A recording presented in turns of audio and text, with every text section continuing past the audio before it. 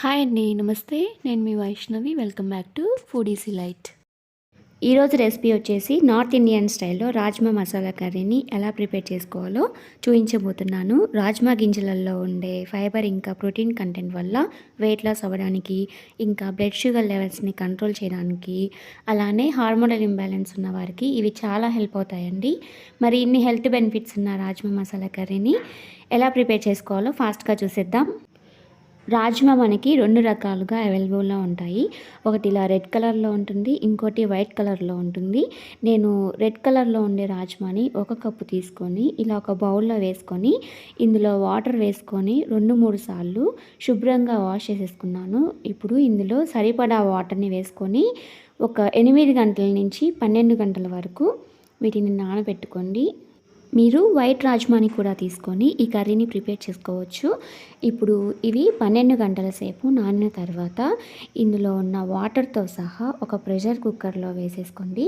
వేసుకున్న తర్వాత ఇప్పుడు ఇందులో 1 ఇంచు చెక్క, ఒక బిర్యానీ ఆకు, half teaspoon garam masala, రుచికి సరిపడా సాల్ట్ని యాడ్ చేసుకోండి. అంటే కొద్దిగా యాడ్ చేసుకోండి, సరిపోతుంది. కుక్కర్ పైన మూతను పెట్టేసి వీటిని 4 నుంచి 5 విజిల్స్ వచ్చే వరకు వీటిని మీడియం ఫ్లేమ్లో పెట్టుకొని బాయిల్ చేసుకోండి.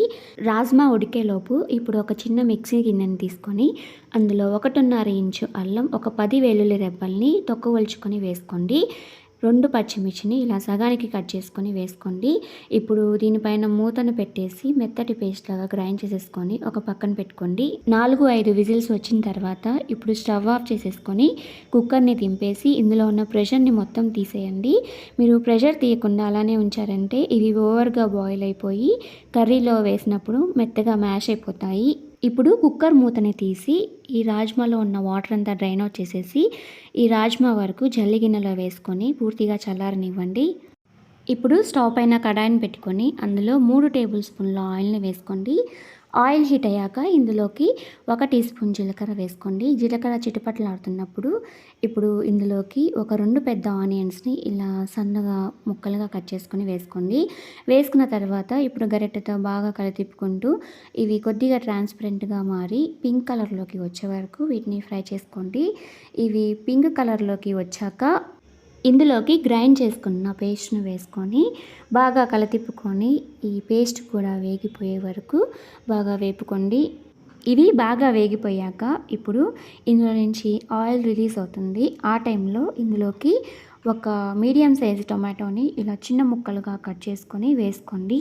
టొమాటో వేసుకున్న తర్వాత ఒకసారి బాగా మిక్స్ చేసేసుకొని దీనిపైన మూతని పెట్టేసి వేసుకున్న టొమాటో మెత్తగా సాఫ్ట్గా అయ్యే వరకు 2-3 నిమిషాలు మీడియం ఫ్లేమ్లో పెట్టుకొని కుక్ చేసుకోండి. 2-3 నిమిషాల తర్వాత ఇప్పుడు మూతని తీసి ఒకసారి బాగా కలతిప్పుకోండి. కలతిప్పుకున్న తర్వాత ఇప్పుడు ఇందులోకి హాఫ్ టీ స్పూన్ పసుపు, కారానికి తగినట్లుగా 1.5 టీ స్పూన్ కారంని వేసుకోండి.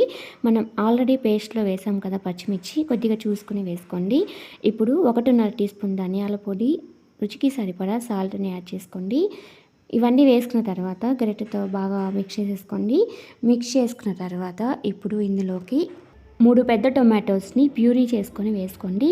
టొమాటో ప్యూరీ వేసుకున్న తర్వాత గరిటెతో బాగా కలిసేటట్లుగా మిక్స్ చేసేసుకొని ఇప్పుడు దీనిపైన మూతని పెట్టేసి ఇందులో నుంచి ఆయిల్ తేలే వరకు దీన్ని కుక్ చేసుకోవాలి. ఇందులో నుంచి ఆయిల్ రిలీజ్ అవుతున్నప్పుడు ఇందులోకి బాయిల్ చేసి పెట్టుకున్న రాజ్మాని వేసేసుకోండి. రాజ్మా మొత్తం వేసుకున్న తర్వాత ఇప్పుడు గరిటెతో కానీ లేదంటే స్పూన్తో కానీ బాగా మిక్స్ చేసేసుకోండి. ఇలా కాసేపు తిప్పుకున్న తర్వాత ఇందులోకి కన్సిస్టెన్సీకి తగ్గట్టుగా వాటర్ని యాడ్ చేసుకోండి. మరి ఎక్కువ వాటర్ని యాడ్ చేయొద్దు, మరి పొడి పొడిగా ఉంచొద్దు, గుజ్జు గుజ్జుగా వచ్చేటట్టు వాటర్ని యాడ్ చేసుకోండి. వాటర్ యాడ్ చేసుకున్న తర్వాత ఒకసారి మిక్స్ చేసేసుకొని ఇప్పుడు ఇందులోకి సాల్ట్ సరిపోయిందో లేదో చెక్ చేసుకొని మీకు సాల్ట్ సరిపోకపోతే రుచికి సరిపడా సాల్ట్ని యాడ్ చేసుకోండి. సాల్ట్ యాడ్ చేసిన తర్వాత ఇప్పుడు ఇందులోకి 1 teaspoon garam masala, 1 teaspoon నిమ్మరసంని యాడ్ చేసుకోండి. ఈ 2 వేసుకున్న తర్వాత ఇప్పుడు బాగా మిక్స్ చేసేసుకొని దీనిపైన మూతను పెట్టేసి ఫ్లేమ్ని లోకి అడ్జస్ట్ చేసుకొని ఒక 3-4 నిమిషాల వరకు దీన్ని మూతను పెట్టేసి లో ఫ్లేమ్లోనే కుక్ చేసుకోండి.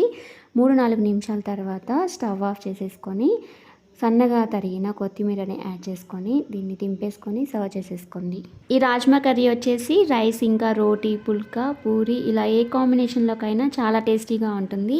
ఈ వీడియో మీకు నచ్చినట్లయితే తప్పకుండా ఒక లైక్ చేయండి. మీ ఫ్రెండ్స్కి, ఫ్యామిలీ మెంబర్స్కి ఇంకా మీకు తెలిసిన వాళ్ళందరికీ ఈ వీడియోని షేర్ చేయండి. మీరు కూడా ట్రై చేసి మీకు ఎలా వచ్చిందో నాకు కామెంట్ చేయండి. మరెన్నో మంచి రెసిపీస్ కోసం ఫుడీస్ ఇలైట్ ఛానల్ని షేర్ చేసి సబ్స్క్రైబ్ చేసుకోండి.